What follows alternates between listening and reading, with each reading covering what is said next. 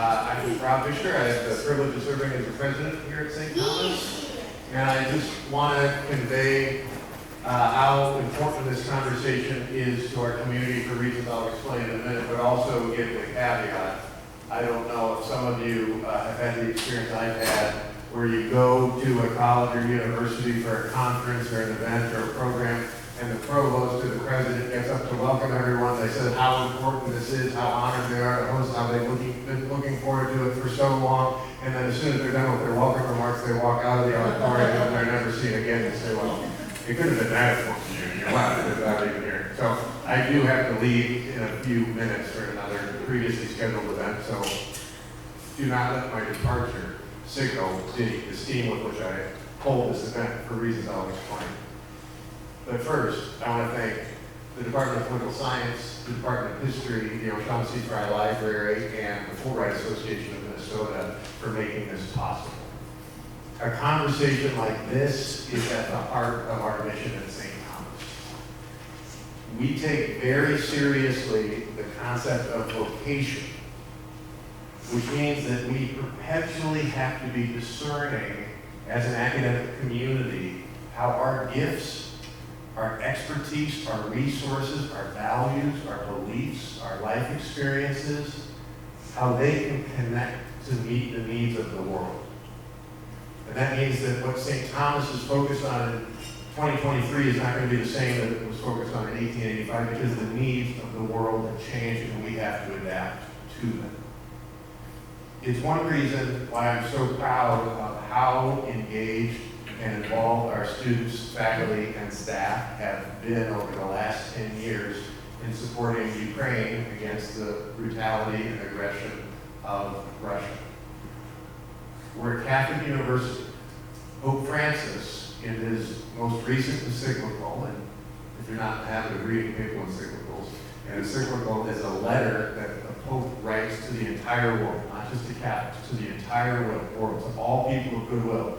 In his most recent encyclical, Pope Francis emphasized our responsibility to take responsibility for the world as it is.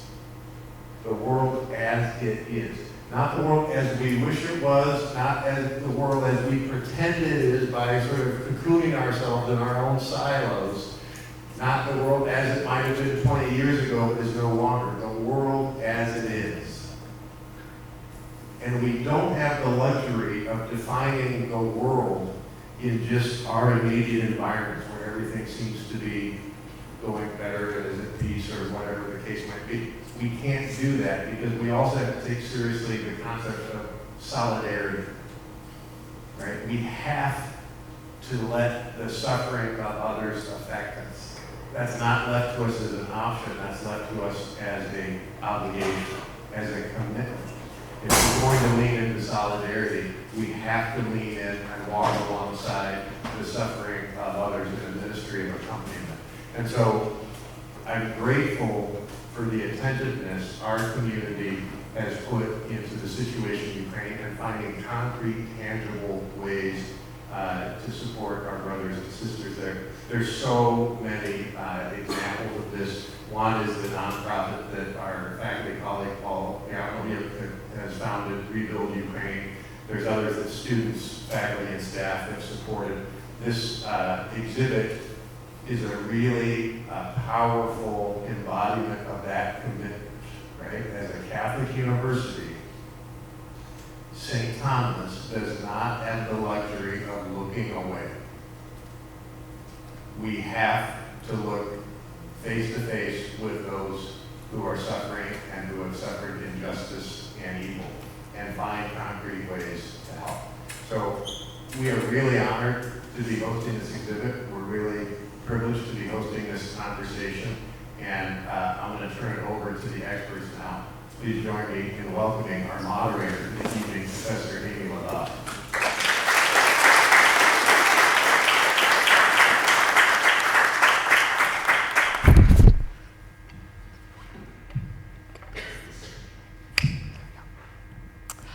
Good evening. I am Amy Levad, Professor of Theology. Thank you for being with us temporarily President Vischer, and thank you all for coming out this evening to learn more about the effects of Vladimir Putin's unwarranted attacks on Ukraine. We in the Theology Department are grateful for the partnerships with the Political Science and History Departments, with the O'Shaughnessy Frey Library, and the Fulbright Association, without which this project would not have been possible. For a little bit of background, this war began in 2014 with Russia's illegal annexation of Crimea and the occupation of eastern Ukraine. Russia's land grab was a violation of international law and of Ukraine's sovereignty. It was an act of profound injustice. With the full-scale invasion of Ukraine in February 2022, the conflict has grown into the largest war in Europe since World War II. The war continues to weaken and destroy Ukraine's economy. Russia's disruption of Ukraine's agricultural trade in the Black Sea has created food shortages in Africa and other parts of the world. The ecological challenges that Ukraine has been facing due to the war continue to be staggering. Daily airstrikes continue to damage Ukraine's civilian infrastructure, leaving tens of thousands homeless. Millions have been displaced and become refugees. Putin's regime has shown its genocidal intent by separating thousands of Ukrainian children from their parents and abducting them to Russia. According to US officials, the number of killed or wounded on both sides is now approaching 500,000 people. The fundamental values of state sovereignty, human dignity, and justice are at stake in this war. The international community needs to use all means at its disposal to help Ukraine in its unequal fight against Russia's aggression. To give us a window into the conditions of this war, the Rebuild Ukraine, Restore Hope photo exhibit is currently on display in 3 campus locations.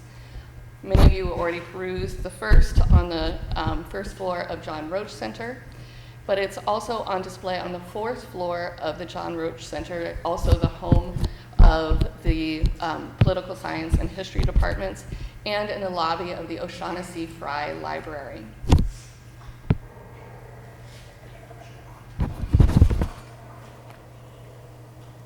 All right, working out the technology just a little bit. These photographs were gathered from a cohort of Fulbright photographers, both Ukrainian and American, who found themselves at the epicenter of momentous events during the opening of Russia's war against Ukraine, equipped with their ultimate weapon, their cameras. They managed to capture the devastation of this war, but also the incredible resilience and fortitude of the Ukrainian people. If you've not yet visited the exhibit, please do so. It will be on display until December 15th. You may also consider using our guides, which are available with this QR code. It offers insights from many of our esteemed panelists for while you are viewing the display. This evening, we have the opportunity to explore the historical, political, and theological context of Russia's war against Ukraine, as well as the role of photography and photojournalism in conflict zones. We hope and trust that our panelists will enrich your experience of the exhibit. We will begin with an introduction to the Fulbright Association by its director in Minnesota, Michael Dorscher, who will also speak fourth on the panel, followed by contributions from each panelist in the order that I will be sharing their biographies.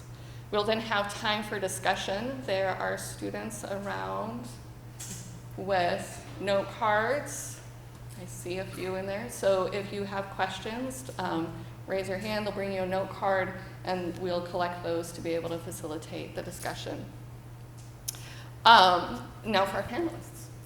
First, Michael Dorscher is a St. Thomas journalism graduate and emeritus professor of journalism at the University of Wisconsin-Eau Claire and president of the Fulbright Association Minnesota chapter. Prior to his academic career, he was an award-winning journalist for 20 years, capped by 4 years as a founding editor of WashingtonPost.com while he was finishing his PhD in mass communication at the University of Maryland. He was a Fulbright Scholar at McGill University in Montreal. Renee Burr is a professor in the political science department with research interests including the study of nationalism and politics in Europe and the former Soviet states. In addition to her teaching and research at St. Thomas, Dr. Burr has worked in several organizations outside of academia, including the RAND Corporation, the Central Intelligence Agency, and the World Bank International Finance Corporation. Mark Nugel is a faculty member in the Emerging Media Department. He has worked as a journalist in the Czech Republic, Ecuador, Cuba, Kyrgyzstan, Armenia, and elsewhere. His book on the German-American photographer Henry Peter Bassi won a Minnesota Book Award. He was a Fulbright Scholar at Charles University in Prague. And last but not least, Paul Gavrilik holds the Aquinas Chair in Philosophy and Theology, and he has published extensively on early Christian and Orthodox theology. In addition to his remarkable academic contributions, he is the founding president of Rebuild Ukraine, a nonprofit that provides vital support to Ukraine's defenders, refugees, and children affected by war in his country of birth.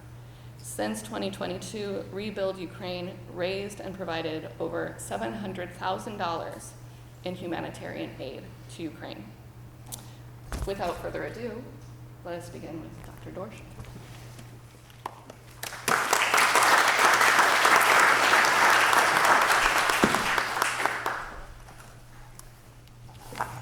Thank you very much, Amy.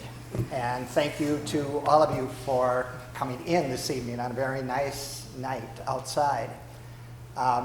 I'm very happy, honored, excited to be back here at St. Thomas. I don't get back here enough, but St. Thomas gave me a great start to my journalism career and to my academic career, and it feels like coming full circle to be back here toward the end of my academic career.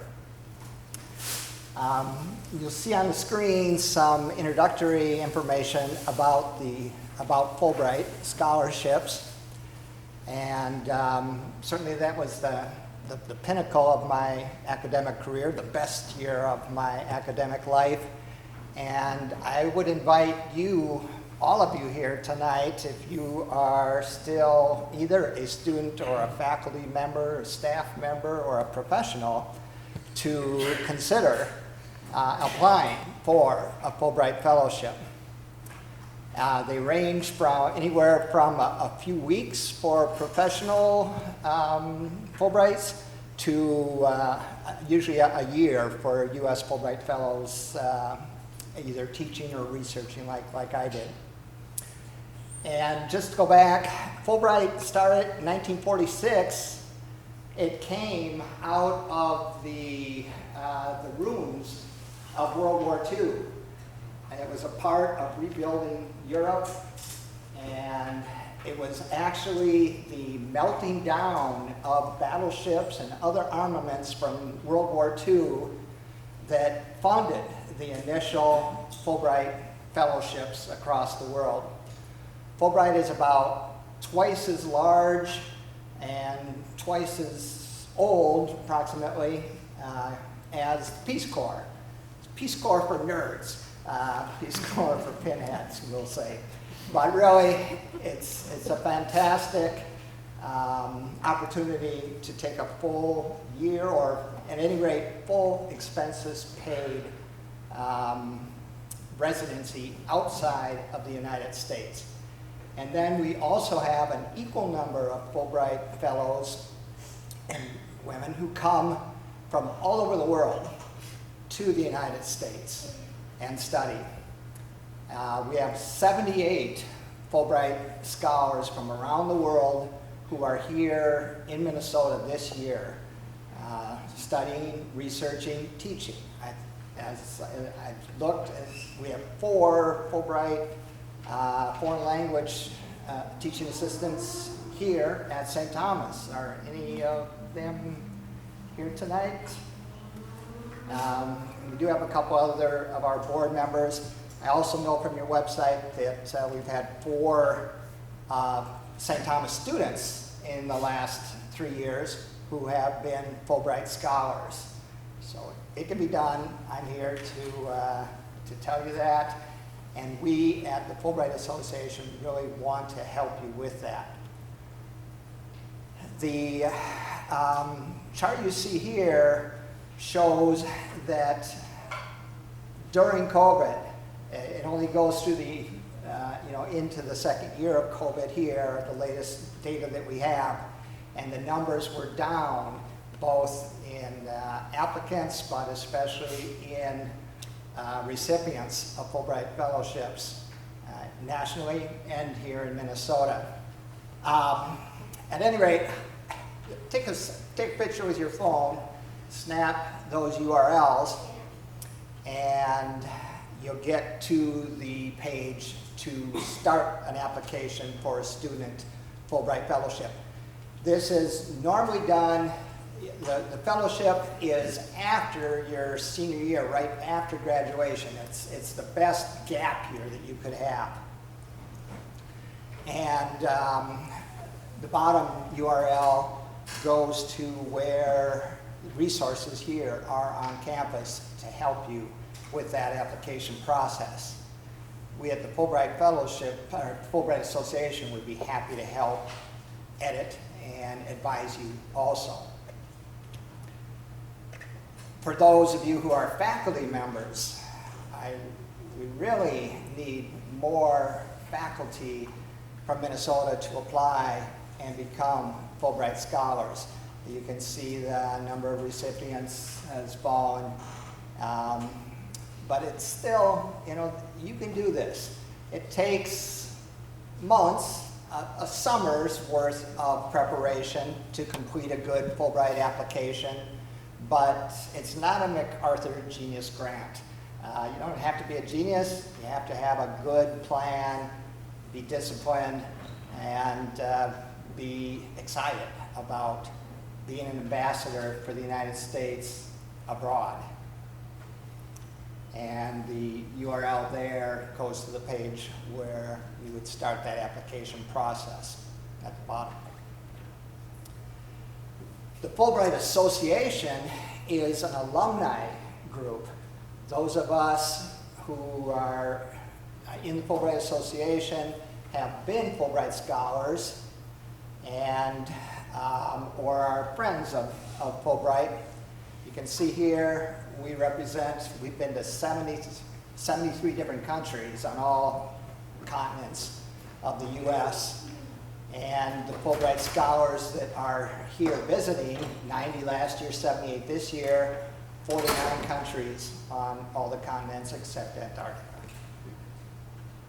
We put on a dozen or more events a year, 18 in the past year and a half. And you see some of the great learning opportunities and fellowship opportunities that we've had, including our George Floyd workshop in May of last year, which had a fantastic turnout, 65 Fulbright scholars from 3 states gathered for that. In the middle there, you see George Floyd's aunt and niece. And it was a great group. We're always looking for more diversity and inclusion among Fulbright scholars. So please consider it. Please feel free to contact me or anybody else in the Fulbright Association for all sorts of help in making an application. Thank you.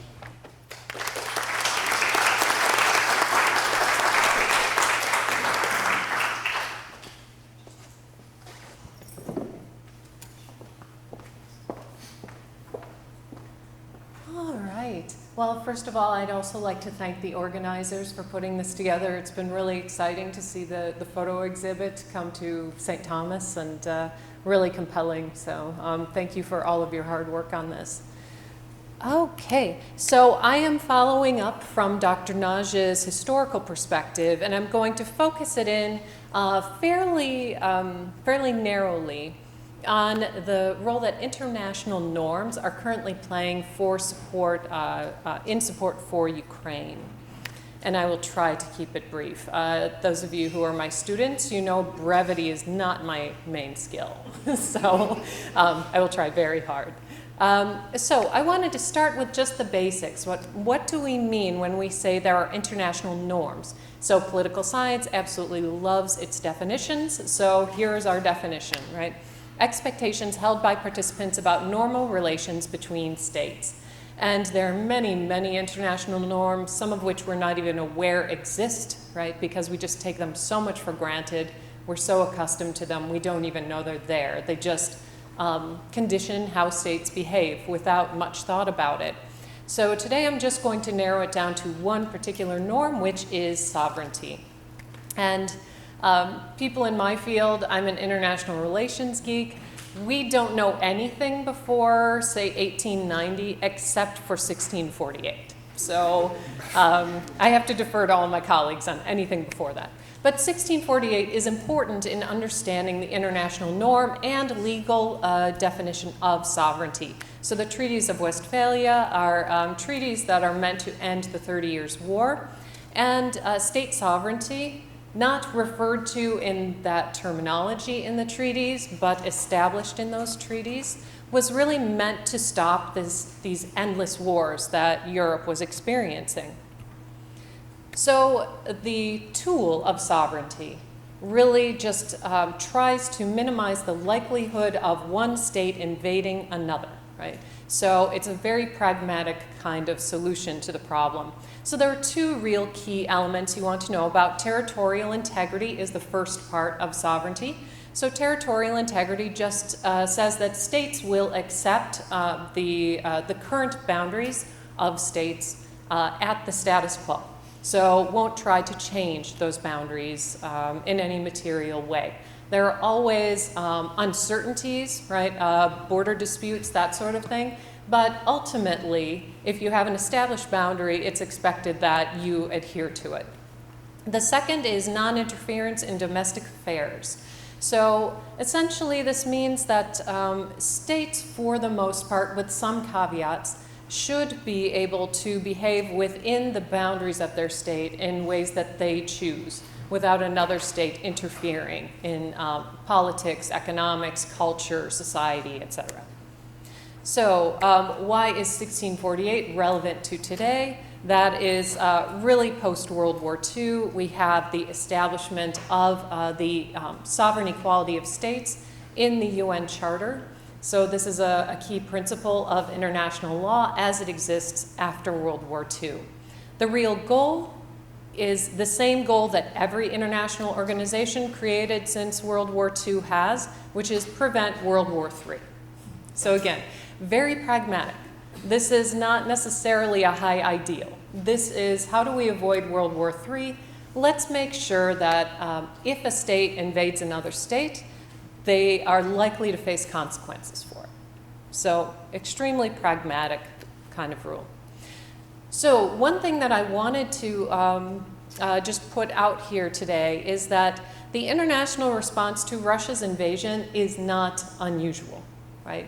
What we are seeing as far as states, for the most part, aligning on the side of Ukraine. There's caveats on that, right? But for the most part, majority are in Ukraine's corner on this. This is completely business as usual. This is not really controversial.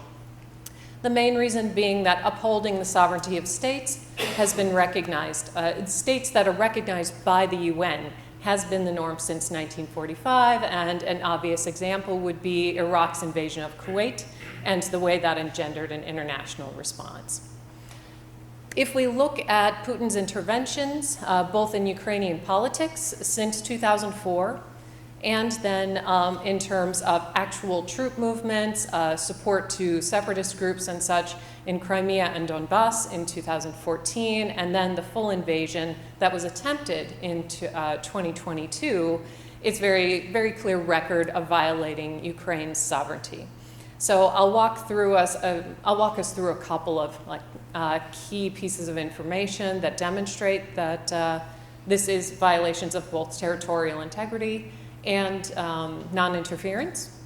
But just wanted to give you a sort of side note. There are exceptions to sovereignty, right? Sovereignty is not completely absolute. A state really can't do everything it wants within its own boundaries. However, the exceptions to sovereignty in international law are very, very limited and require extensive evidence of violations of human rights. So things like genocide, war crimes, mass killing, right, crimes against humanity. So Putin did make accusations prior to the full Russian invasion in 2022 of genocide, but was unable to provide any evidence thereof to the international community. So without evidence, he could not make a case that he was going to go into Ukraine to protect Ukrainian people. That falls under the responsibility to protect doctrine, and it actually requires a very high level of evidence, which Putin was not able to put forward. All right, so quickly, territorial integrity violations. This is just a very handy map, gives you a clear idea. Those red areas, the red striped zone there in Donbass, it's Luhansk and Donetsk. That is the 2014 space that area broke away with a separatist pro-Russian leadership with the assistance of Russian troops. And then Crimea, of course, that was a much more obvious, just straight up Russian operation in Crimea.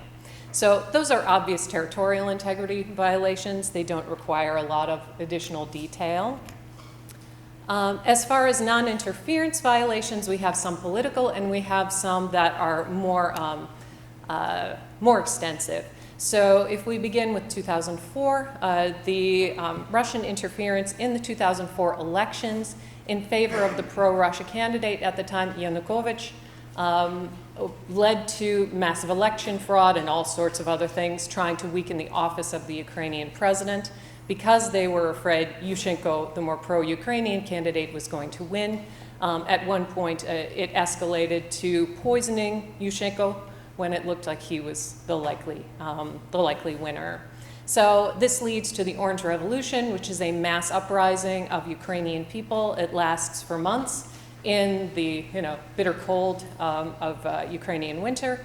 And ultimately, this puts enough pressure on the regime that they hold a new election, and Yushchenko wins, as was expected. In 2010, there is a free and fair election. Yanukovych is freely elected. However, he makes a big mistake. Already out of time. He makes a big mistake in that in Ukraine, you have to have what they call the multi-vectoral foreign policy. So you connect your policy with both Europe and with Russia.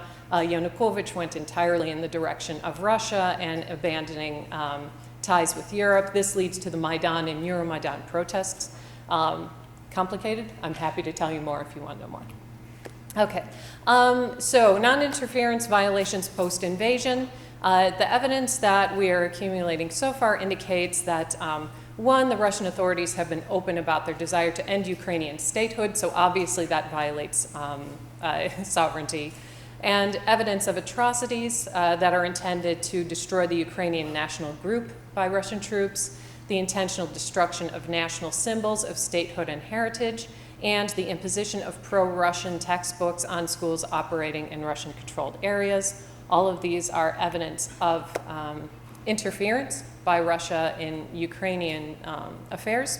Then kidnapping of Ukrainian children is the thing that has Putin now indicted by the International Criminal Court, and mainly because of all the war crimes committed so far, it is the most sort of publicly announced by the Russian regime. And this has been accompanied with laws making it easier to adopt Ukrainian children into Russian families and payments to Russian families who adopt a Ukrainian child and then make them a Russian citizen. So that has led to the ICC indictment. If you ever want to read more about that, the ICC has a very helpful press release on it. So I will wrap up with that since I'm at time, but I'm happy to answer questions later on.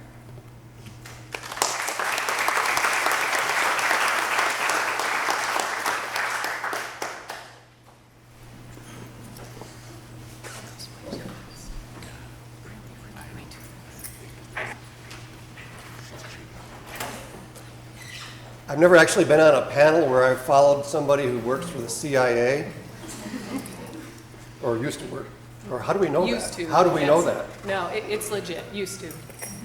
I wish I was getting two paychecks. All right. I'm here to talk about the photographs themselves, and I want to give you something to think about when you go look at the pictures.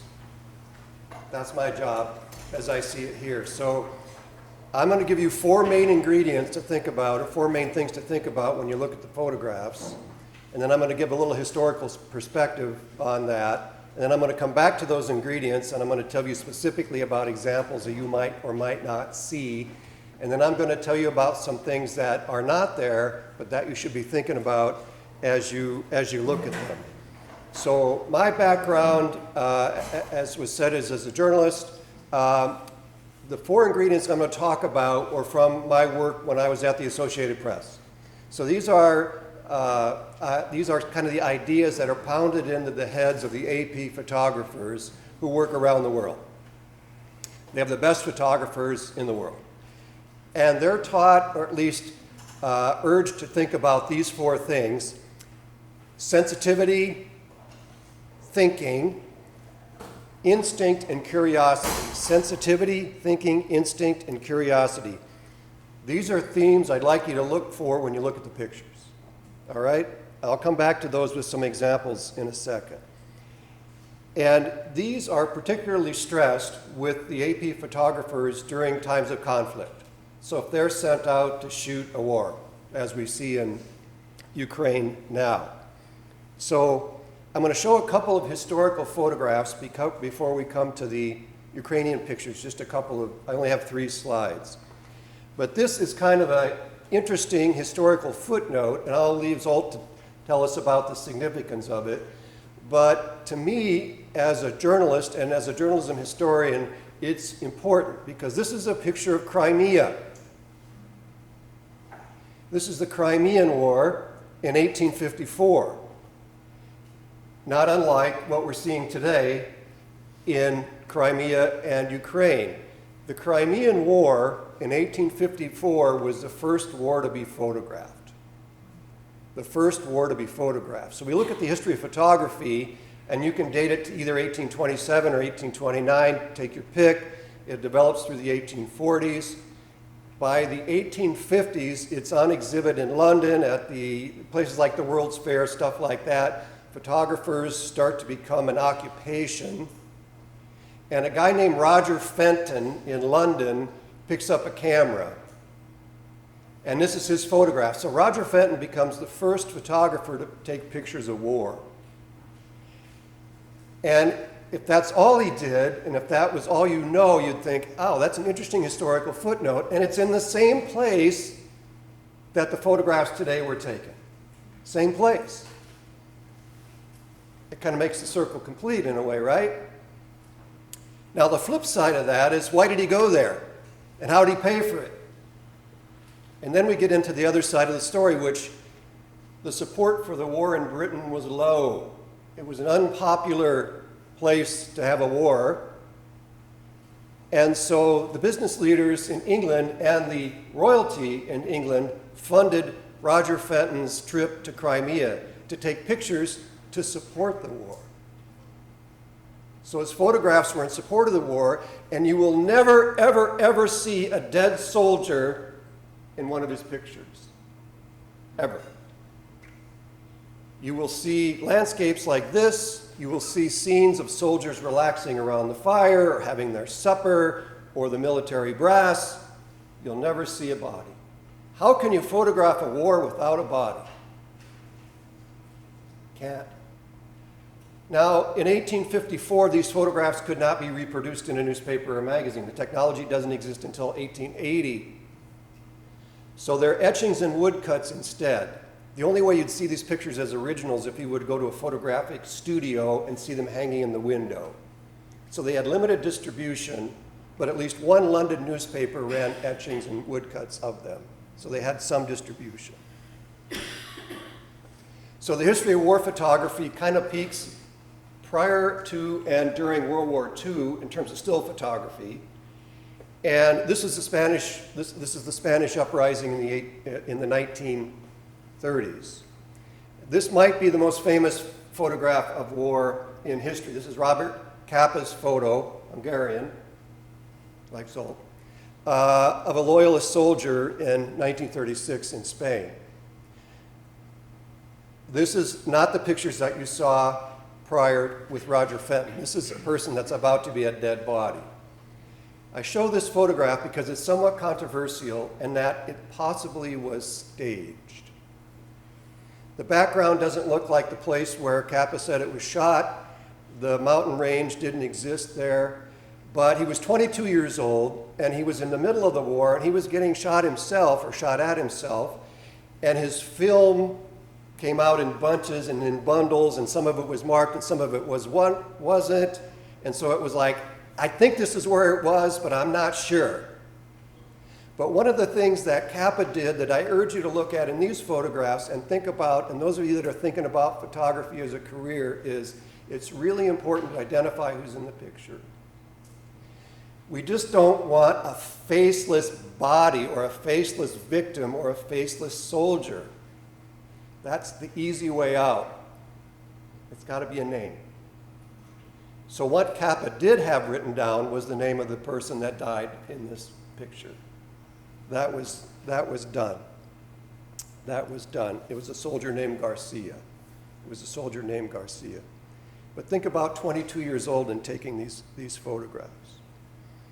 So the photographs that you see on exhibit in Ukraine, these are two of the main ones. Here's how to think about them. This is Girl on a Swing and Garage with Bullets and Lights. These are great pictures. So I'm coming back to the four things I want you to think about. I'm going to take them in reverse order. Curiosity, number one. That's the most important.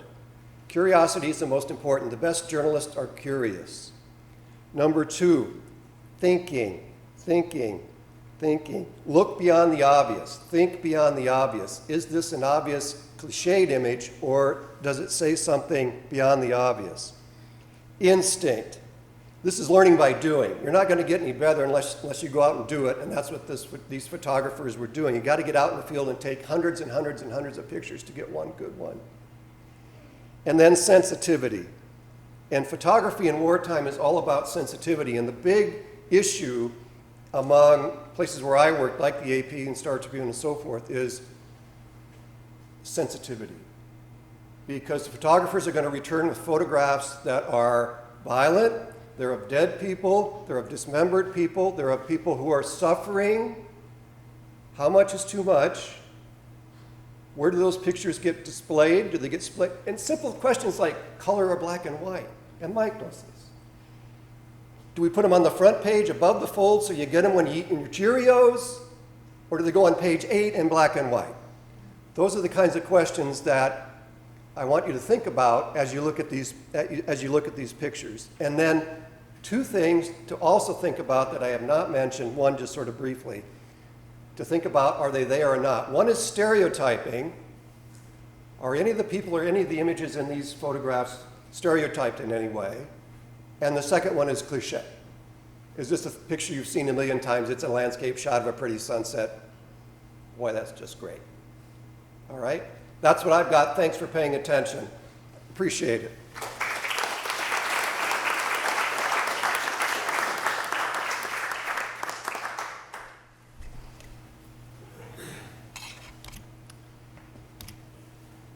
I want to thank the previous panelists for the fantastic background and foundation they've set for us. I want to bring us back to the actual photographs in the exhibit, and first step back and give credit for these photos, of course, to the 7 photographers who took them, but they took these photos in Ukraine, and they were put together by Ukraine Fulbright organization for a museum exhibit in Ukraine.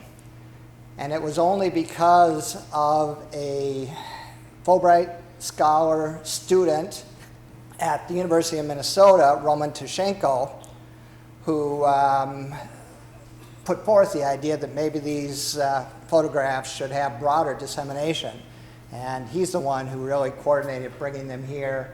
And I edited the captions, the cut lines, and our Minnesota chapter paid for the printing and mounting of these photographs, which I think they did an excellent job at Praxis Printing in South Minneapolis.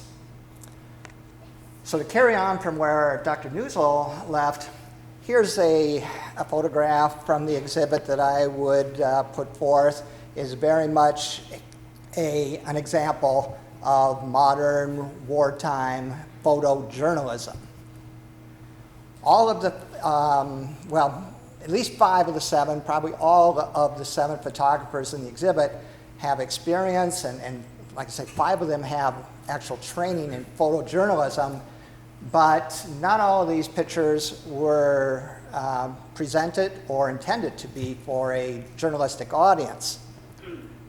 And what I want to do is challenge you, invite you to think about the differences between photojournalism like this and some other types of photography that you might be able to identify in the exhibit.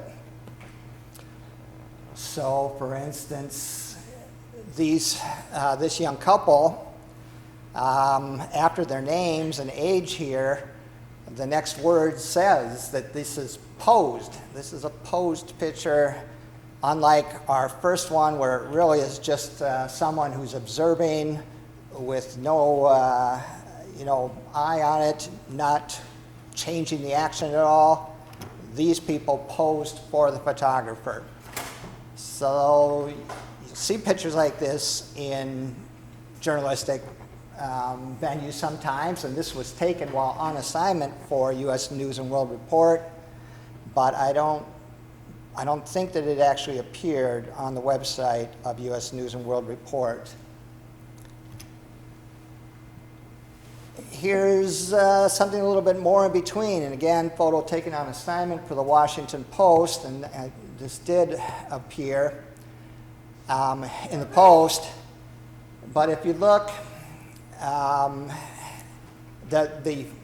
the focus, the thing that captures your eye after you look at it for a little while, is the boy in the middle and his gaze. And he's looking directly at the photographer, or at least someone who is just in front of the photographer, and the photographer waited until he had that boy's gaze. He didn't just take this, actually Oksana, woman, did not take this just at a random moment. Another step further, here's the photographer. The photographer waited and caught the eye of the boy in the picture in order to really convey the emotion of this moment.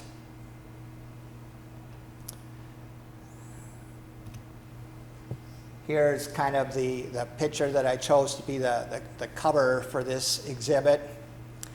And this is really an example of artistic photography more than anything. You see the contrast, the bright blue colors in the front, the red and the blue, and then the gray bombed out buildings in back, and the blue sky, and of course the angle of the swing and the girl looking directly at the photographer. This is a very artistic way of showing the contrast between this innocent child and the horrific war invasion that's going on behind her, around her. Going back to this picture that Dr. Newsel showed, it was really my favorite from the exhibit. Some of you might remember President George Bush, the first George Bush, talking about 1,000 points of light. And you get this, hopefulness, but you read the caption and you understand that, yes, the owner of this property is alive, apparently, but it's been riddled by invading warriors. Very artistic photograph, not showing action at the time. Again, here's some war action that took place, but it's not the moment that the bomb exploded. This is an aerial that shows the effects in the middle of this field, and it's a very artistic, almost abstract photograph. And then we come here to where it's artistic in the angles of the body and the arms, but now the photograph is meant to literally pull at the heartstrings of you, the viewer, along with the wounded soldier here. This is an example of how photography can be used for advocacy for a cause and sympathy. And then finally, this photo going beyond advocacy, or certainly blatant advocacy, even to the edge of propaganda. So in this exhibit, all the photos are from the Ukrainian perspective. There aren't any Russian photos, there aren't any Russian photographers in it, although we have Russian Fulbrights and some here in Minnesota this year too. But so photography can be used for propaganda, advocacy, art, as well as photojournalism. And when you look at the rest of the photos in the exhibit, I'd invite you to consider which of those categories each of the photographs seems to fit in for you. Thank you much.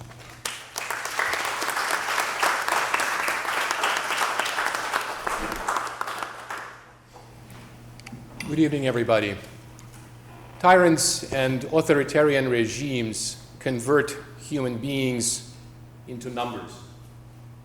It is the task of history, political science, photojournalism, and theology to convert those numbers back into human beings made in the image and likeness of God. We're profoundly grateful to our friends at Fulbright, and especially Professor Dorscher, for sharing this unique exhibit with us. We hope that, having heard everything that you've heard today, you will also be able now to gaze at these photos with a view that is more informed. What I will be talking to you today about has as much to do, I suppose, with my day job as a theology professor, as it has to do with bringing these bandages, and I'll talk about them in a moment, to Ukraine by night. If you moved to join us in our efforts, you have an insert that one of our volunteers, Ms. Jane Hoyt, handed to you at the entrance. It's called Rebuild Ukraine, and on the insert you will also find the QR code, and that QR code will lead you to the Rebuild Ukraine's website, where you would be able to get more information and also join in our efforts and perhaps also make a donation. We are a nonprofit incorporated in Minnesota, and your contributions are tax deductible. Now, this war has an existential dimension for me because my parents, now in their vibrant 70s, are now refugees in Lithuania. Even 5 years ago, I could never even imagine in my worst nightmares that this is what is going to happen to my parents. And a very, very brief ride on a low-cost, European low-cost from the capital of Ukraine, Kyiv, where they lived, to Lithuania that typically takes a day, in this case took 6 days and 6 nights. And this tire is a symbol of Ukrainian resistance. It took it several hundred miles, and you can see, actually they lost 2 tires on their way to Kaunas, Lithuania, where they now live. Now, my parents are doing very well as refugee life goes, and so my concern is for thousands, no, not thousands, millions of those who find themselves now in a situation that is much worse. And so this is a war that precipitated a series of crises having to do with the shortage of medical supplies, with mass displacement of people, millions being actually moved from their homes, and hundreds and thousands losing their homes. And also, of course, it resulted in the children that have been profoundly scarred by this war. Now, these are business students. They're both 19, and before the beginning of the war, they trained as defense volunteers, and they are presently fighting in the defense forces. So if one were to ask me why I'm doing what I'm doing, it's because of the students like these, and it's also because of this young businessman by the name of Roman, to whom we supplied this kit, this first aid kit, about a year ago. Okay? In April of this year, he was severely wounded under Bakhmut. How many of us have heard the word Bakhmut on the news? Can I have a show of hands? This is, of course, this is an area, this is a hub in eastern Ukraine where one of the most fierce fightings have happened in the past several months. We've actually supplied a few emergency vehicles, a few SUVs to that area, and presently, and I'll show you in a moment, we also have an excavator digging trenches in that area. So Roman was severely wounded and was miraculously able to apply this tourniquet to his bleeding wound. And this is a bandage that prevents severe bleeding, typically sustained from shrapnel fire and from bombing. He himself survived. So this is not, by the way, this is not a posed picture. This is not a movie. This is the same individual that's on the left, but wounded. And so he, as you can see, recovered, and he's now back to military service. Now, the extraordinary thing about this situation is not only was he able to apply the contents of this first aid kit to himself, but he also helped and saved 4 of his comrades. I mean, I don't know how you do it under those circumstances, but apparently he was able to do it. So what is Rebuild Ukraine? How do we work? And what type of aid do we provide? We are, as I mentioned already, a nonprofit incorporated in Minnesota. We started in the beginning of the full-scale invasion in March 2022 is when we incorporated. We have 5 staffers in Ukraine. We have a very nimble and high-efficiency network of volunteers. As Professor Levad has already mentioned, we've been able to provide over $700,000 since 2022 in direct aid. And we are, if you were to donate $1 today, we're 96 cents on the dollar effective. And the reason for that is because we only have one part-time executive director for all organization in the United States. The rest of us are volunteers. So we've discovered, actually, in the process of evacuating my parents and also about 100 other families, that we had a wonderfully resilient and high-efficiency network of professionals that were ready to do this job. We also have access to first-class social media intelligence, and what that gives us is basically an opportunity to provide what our end users, particularly Ukraine's defenders, need. So we have feet on the ground. We have the capacity to provide vital aid, medical supplies to the places where there is presently war, to what is called zero zone. We operate a distribution center in Western Ukraine. And this is also our storehouse in Lithuania, and many of our humanitarian aid we actually acquire in the European Union without actually the value-added tax. So we've been able to figure out how to, as a charity, avoid that particular pretty hefty form of taxation. So as I mentioned already, our signature item is a tourniquet, which frankly before the war I didn't really know what tourniquets are, and now I really measure my life in tourniquets.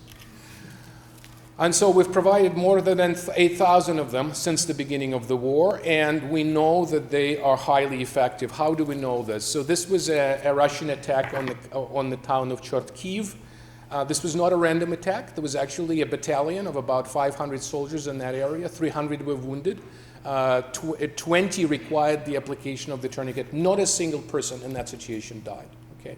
There are some stories that are much more tragic than this, but this is a story where, in fact, our tourniquets, we know, effectively saved lives.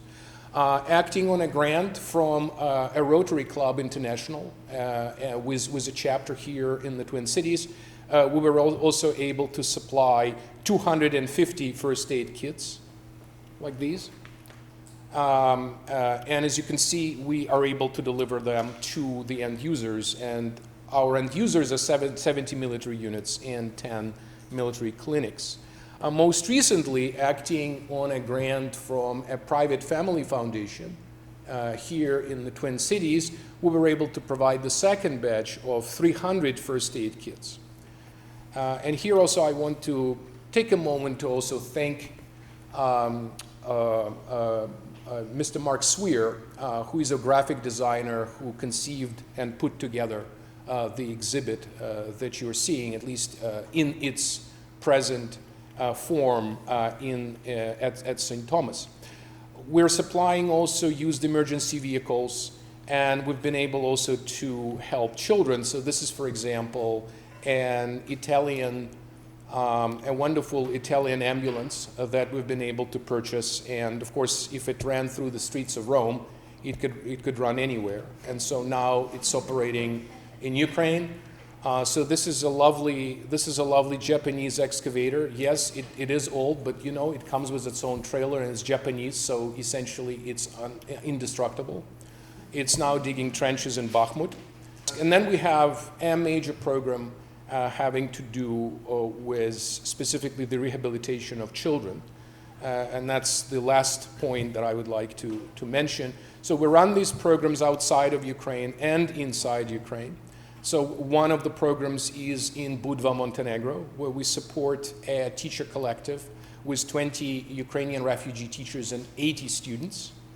And so that's what we've been able to do, and we'll continue to support them. They figured out how to be self-supportive, so all we send them is a grant of $1,000 a month, and they carry on their activities. And then our focus, and this is going to be our focus after the war, is going to be in the rehabilitation of children. And the particular work that we will be doing with children are various therapy classes, clay therapy, art therapy, and then also athletic activities, etc. So we're already doing these classes, and the plan is to scale these activities as much as we possibly can. So these are our targets for 2023. As you can see, $100,000 for each of these programs, and we're about 50% meeting those targets. So again, think of contributing today, or if you have a friend or somebody who would be in a position to contribute at a level that would make our project scalable, that would be greatly appreciated. My students sometimes ask me, what's the coolest thing you've ever provided?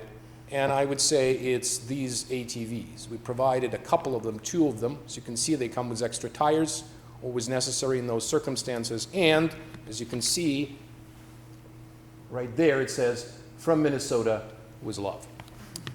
So on this point, let me finish. And again, thank you so much for your attention.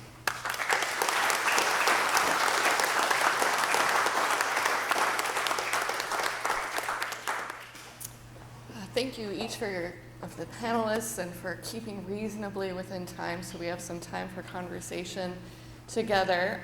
There are, again, note cards floating around, and raise your hand if you'd like to get one or would like to give one up to me, with enough information so that I can ask your question intelligently. As that's getting started, I have a couple of seed questions to get a conversation going, and I thought we'd start with our journalists. Ready to go. News is happening. It's never not happening. So one of the challenges, I think, as a consumer of media is being able to distinguish the quality of the type of news that I'm getting, and it's gotten harder and harder. And photography obviously is used in all of these different ways that Dr. Dorscher pointed out to us. And so, Dr. Nugel, you gave us insights of what photographers are thinking about. What ought we be thinking about as we encounter different forms of media to be able to evaluate the quality of the stories that we're hearing from Ukraine? And what's some tips to help us be better consumers of media on these questions?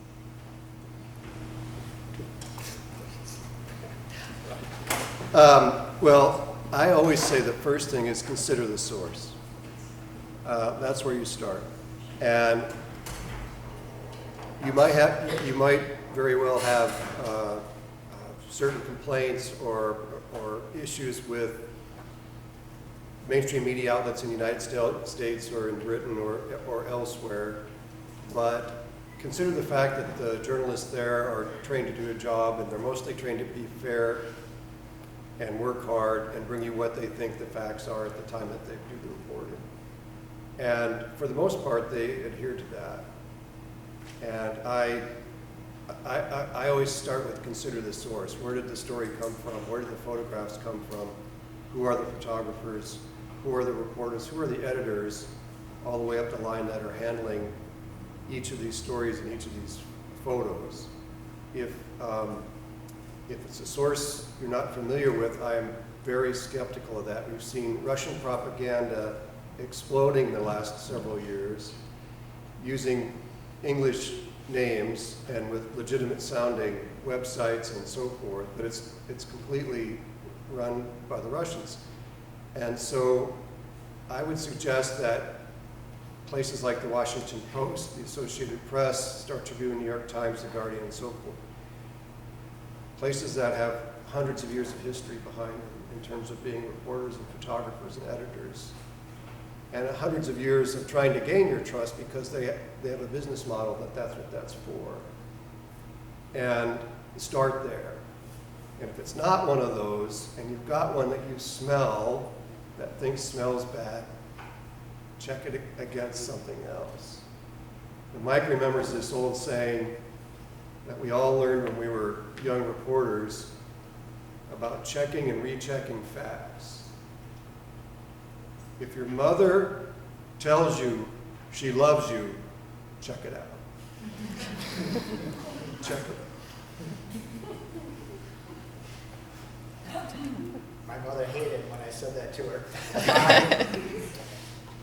I agree very much. I definitely would suggest we go beyond social media and all the possibilities for propaganda and for manipulating photographs there. But I would also challenge you to go one step further, and that is to look for sources on what you might consider the other side of the issue and other sides of it. A former colleague, a journalistic colleague, an American of mine who is living in Moscow because of, for family reasons, has been monitoring Russian media about the invasion, and he has come up with some very interesting, additional information than what we commonly find in Western media. You can't believe everything that you would read or see on Russia Today, but you shouldn't take at face value everything that you see in the Washington Post either. And that's not because people are trying to confuse you or dissuade you, but there are all sorts of status quo biases built into the Western mainstream media. So look for corroboration from sources on the internet all around the world. I just wanted to add on to that. I think the key is looking for sources that are providing easily verifiable facts, right? So ultimately, propaganda, especially the sort of stuff you do end up seeing out of sort of Kremlin mouthpieces, the minute you try to check any of the facts, they're simply not there. Right? So working from evidence-based reporting sources is going to be your best bet. As you write questions, pass them to the end of the aisle so that we'll be able to get a hold of them. Barring any questions from the audience, I'll just keep going with more questions. I was curious, Dr. Naj and Dr. Burr, about an intersection between your talks, on the one hand, non-interference as an international norm, and on the other hand, the idea of the near abroad that's shaping Russian foreign policy. And I'm wondering if you could both draw some more connections between those two ideas. Go ahead. So the idea of the near abroad, in my understanding, is that Russia has interests in the area that used to be under its control, whether that is, mostly it's defined as the former Soviet states, the SSRs themselves, but potentially stretching even into the satellite states. So Russia can maintain those interests in ways that are short of, say, occupation or war, right? And for the most part, that is what the Putin regime has been trying to do over the years, holding on very, very tightly to Belarus in particular, trying to make sure that Lukashenko had, stayed on his side, stayed within, mostly under his control, which Lukashenko is entirely under his control at this point. But it was for sort of economic purposes, so it wasn't this sort of idea of territorial occupation. So I think that's been a big change.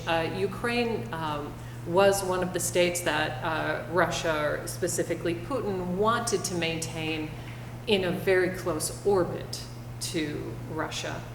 Ukraine has been less inclined to do so than Belarus, and so I think that's where we started to see, why the assault happens on Ukraine, that he couldn't keep Ukraine in his orbit in the way he was hoping to through ways short of war. With that in mind, Paul, I'm wondering if I can ask you into your day job as a theologian and as one of the foremost leading theologians of Orthodoxy, that Orthodoxy has been used by Putin to be able to provide justification for the war, for continuing to fuel it. So I'm wondering if you could reflect as an Orthodox theologian about the role that theology is playing in the war at this time. Thank you, Amy. So this is a topic on which I speak quite often in a variety of settings. It's absolutely true that Putin has weaponized a particular position, a particular heretical view within the Orthodox Church. So the Orthodox Church of Russia numerically is the largest church of all in the family of about 250 million Orthodox around the world. It's 150 million, so you have to reckon with it. And what it advanced long before the war, long before 2014, is the doctrine, the ideology of the Russian world. And that ideology has two main components. The first component is that there is a spiritual space which incidentally coincides with Russia, Ukraine, and Belarus. And so over that space, the Russian Orthodox Church has some kind of divinely sanctioned hold. And so it stands to reason if there is a spiritual space, then therefore there should be a common political space. The second pillar of that ideology is that there is a dichotomy, there is a kind of an ontological divide between, on the one hand, the Holy Rus and Holy Russia in its mythologized incarnations in the past, and the godless West. So the West itself, so Russia itself is an upholder of traditional values, particularly the value of the family, and the godless West stands specifically for what Putin and his cronies describe as gay Roma. So it's really gay rights and the rights of other sexual minorities that are in that situation made into a foil, into a target that presents the sort of clash in terms of the clash of civilizations, the kind of Orthodox civilization on the one hand and the secular Western civilization on the other hand. Now this is a picture that is utterly mistaken. It's a picture, and I think again, the journalists, our colleagues in journalism spoke today about the fact that we should trust verifiable facts. So the verifiable fact number one is that Russia itself is far less religious than, for example, Poland. Okay? And Poland obviously represents for Russia in this situation the kind of secular West. In terms of simply a religious belonging and following, Russian numbers are typically in the single digits, and Polish numbers still to this day, in terms of religious adherence and church-going, are in the double digits. So that dichotomy simply doesn't hold for that reason. But there are also plenty of other reasons to question the dichotomy itself. So what has happened, therefore, is the church has been used and has let itself be used because its head, the Patriarch Kirill, is one of the foremost proponents and ideologues of this particular position. And to what Putin said, he also added a theological element, and the theological element is that Russian soldiers who, and of course more than 100,000 of them are now dead in this war, so the Russian soldiers that died in this war go straight to heaven. Okay? He actually preached that on several occasions. He had an opportunity to retract this position. He has not retracted it. So his claim is that death of a soldier in this war effectively remits sins, is something redemptive. Now, what does that sound like to you? What does that sound like?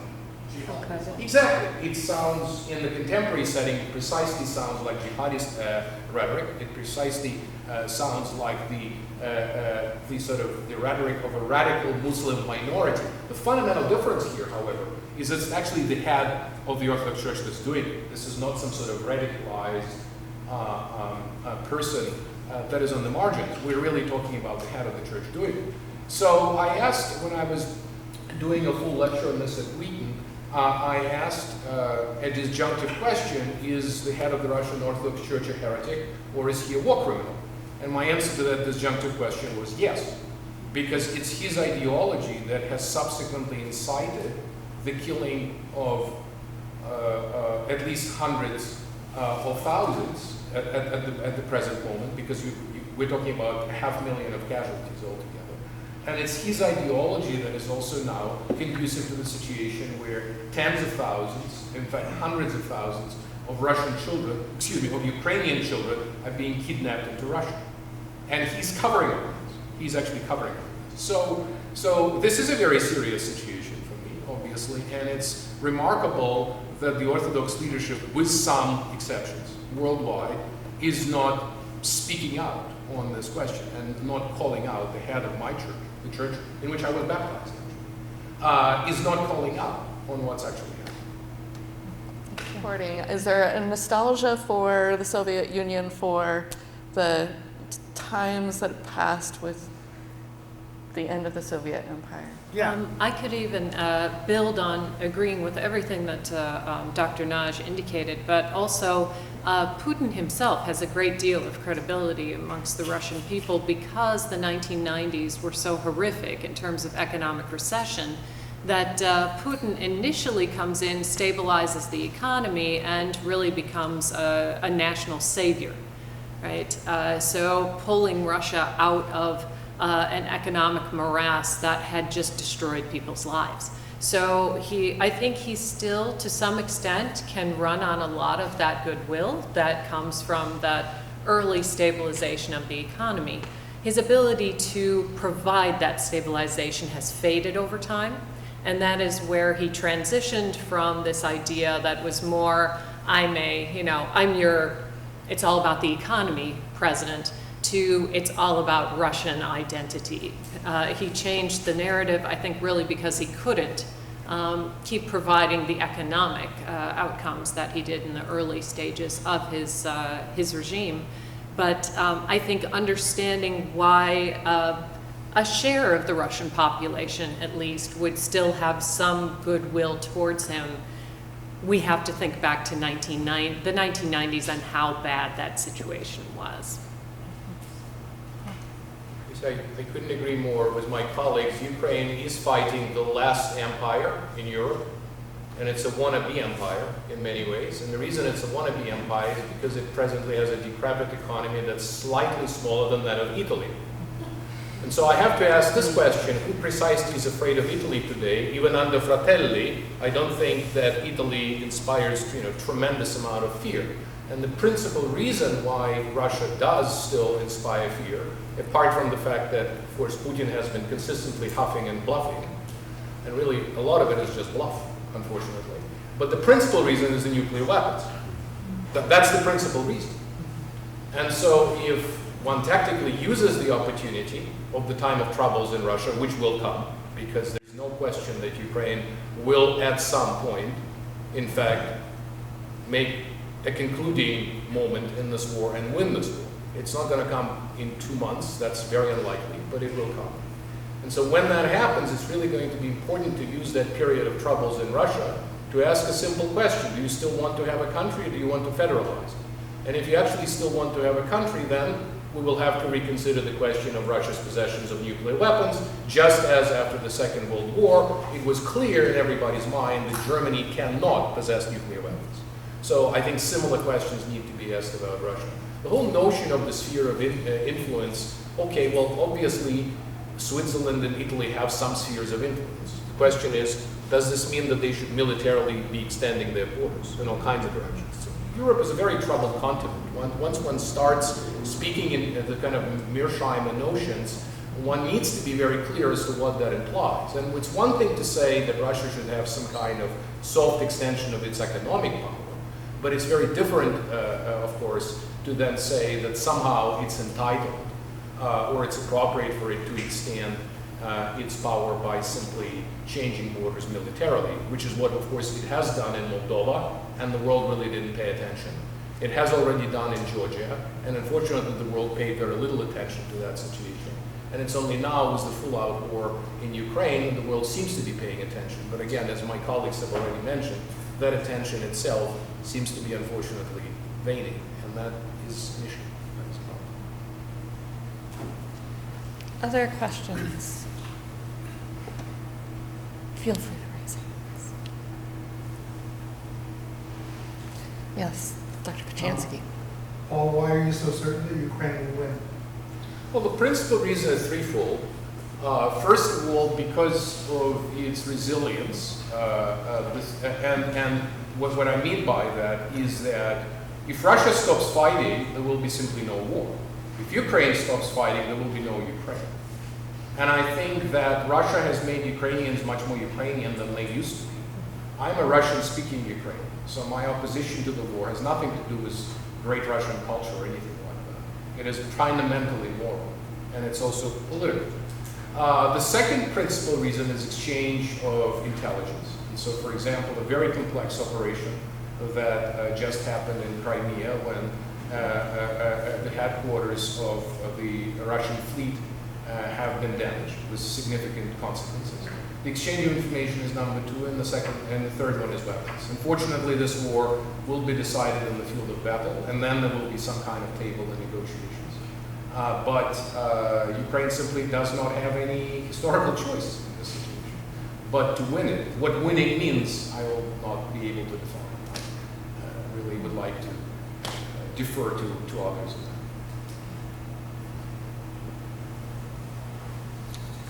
I have a question, actually. And this goes back to something which was said by Dr. Burke with the sovereignty that states should have, right? And you brought up a parallel with Kuwait, right? And the outcome of that was a lot different. So there was an invasion of a small country by a much more powerful country, but there was this international response in aid to Kuwait to reverse that invasion, right? So So with the same principles are involved here, what are the political differences that are leading to a different outcome currently? So just my initial response would be from the sort of shared assumptions that we all have of what might lead to World War III. Right? Whenever there's a war in Europe, pretty much regardless of where it happens, the concern is, will this spill over into the US and Russia exchanging fire person to person and World War III, right? So in my field, right, in international relations, you would want to take out that assumption, study it, see whether it makes sense, see whether that framework is actually helpful anymore in understanding war and how we should engage in it. But certainly that is the initial reaction of people in Western Europe, the United States, to any sort of conflict in Europe is we must avoid World War III. And there's a sort of assumption that World War III is going to be just like World War I and World War II and start in Europe with some sort of flash event like this. So there's a general reluctance to get as militarily committed directly with, say, American materiel, American troops in anywhere in Europe, for the fear that that would lead to unintentionally escalating to a direct confrontation between, say, the US and Russia. So again, it's really important to say that's just a weird embedded assumption that if we're making good foreign policy, we need to take it out and analyze it. But you wouldn't have had that same sort of instinctive assumption about Kuwait, right?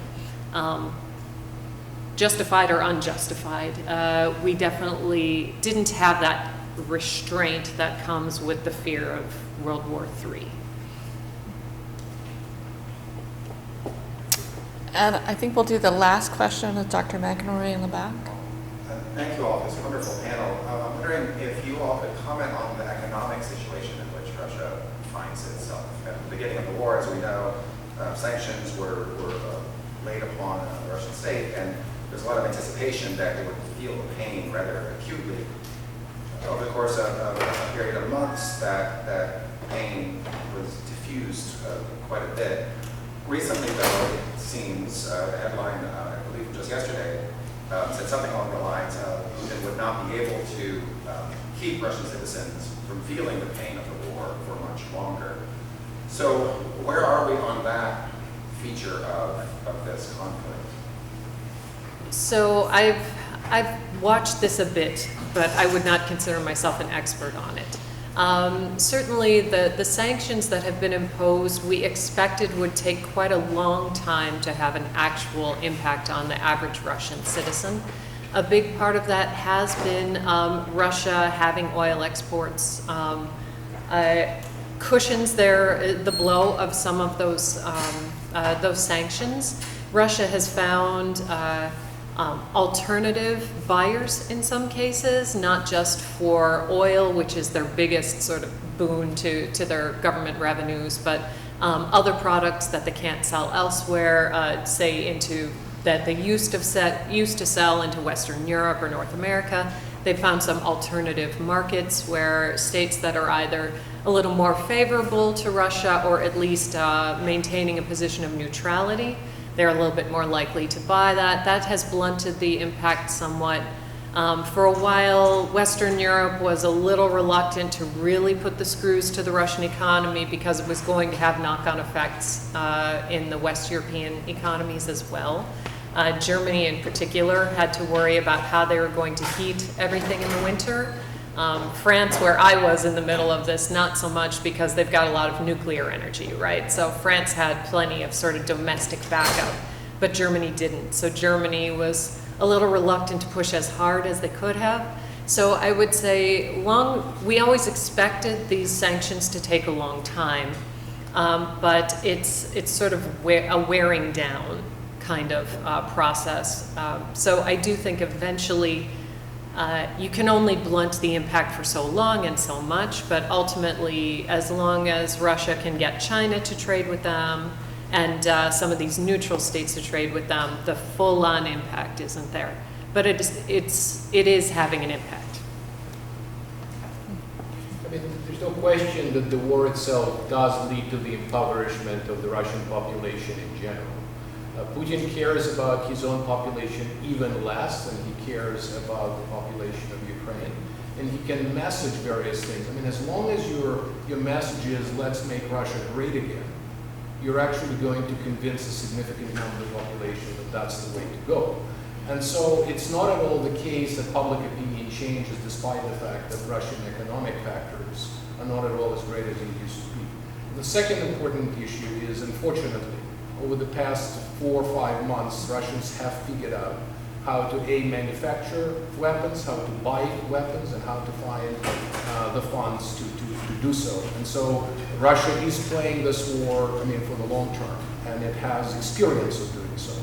So for that reason, unfortunately, one hopes for even more punitive sanctions, but it's a big question whether actually significantly more can be done other than just turning off the Russian system from SWIFT altogether, which has, of course, repercussions for Europe that Professor Burr has already indicated. So those repercussions, they're not going to bite the United States as much, and frankly, China will be the main geopolitical winner in this situation. Whatever one does to weaken Russia, China is going to be a winner, and that is an element in the equation that the United States has to take into consideration. There's just no other way around this. But that said, there will be obviously a gradual weakening of Russia and a continued isolation of Russia, and that only means its gradual economic weakening and demise. Just a quick addition. I mentioned earlier I have a friend, a colleague in Moscow, and anecdotally he has said that he doesn't see much economic pain, that all of the McDonald's and big box stores have reconstituted as Russian businesses. But he said, I think it will go back to something that you said earlier, Paul, and he quoted the great philosopher and theologian Billy Joel, the singer who in his song Leningrad said, we have to hope that the Russians love their children too, which connotes that we love our children, and that the carnage and the casualties, that is becoming apparent to the Russian people, and that can't go on forever. Please join me in thanking our panelists and their guidance tonight.